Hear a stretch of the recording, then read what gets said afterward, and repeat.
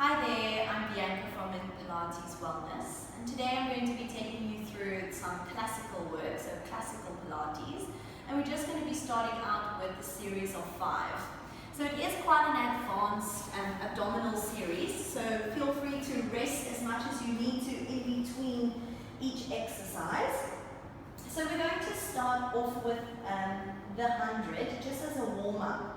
So you nod your chin to your chest, you fold your ribs forward, hovering those arms off the mat, and then you begin to beat those arms up and down.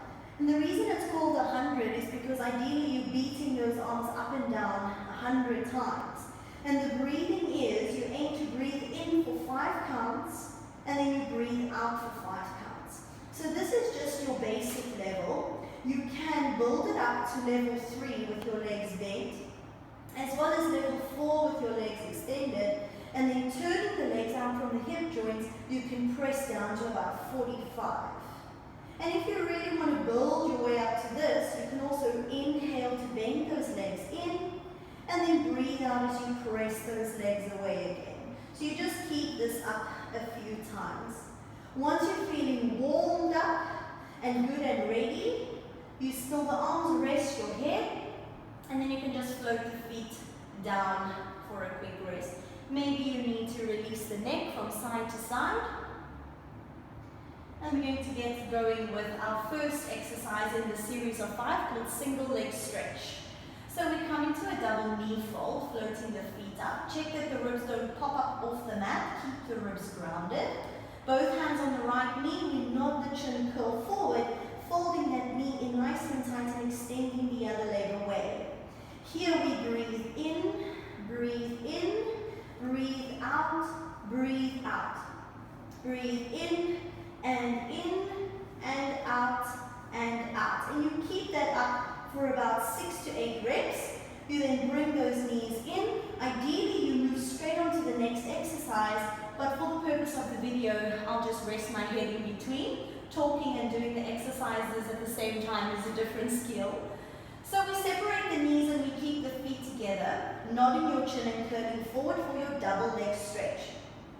Breathing in to reach the arms and the legs away, and then breathing out to circle them around. So the stronger you are, maybe the lower those legs go, and circle them around.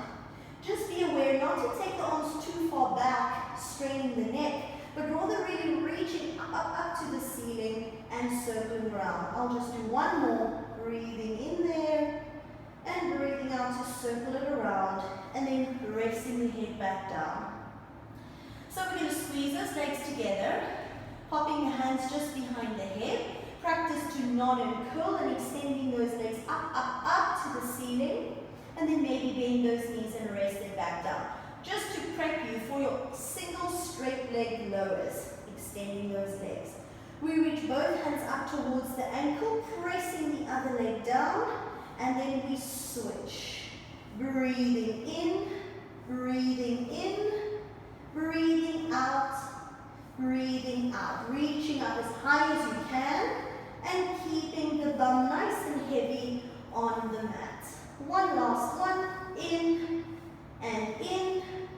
and out, taking both legs up, turn the legs out, bend them in, hands behind head, and now we're ready for our double straight leg lowers.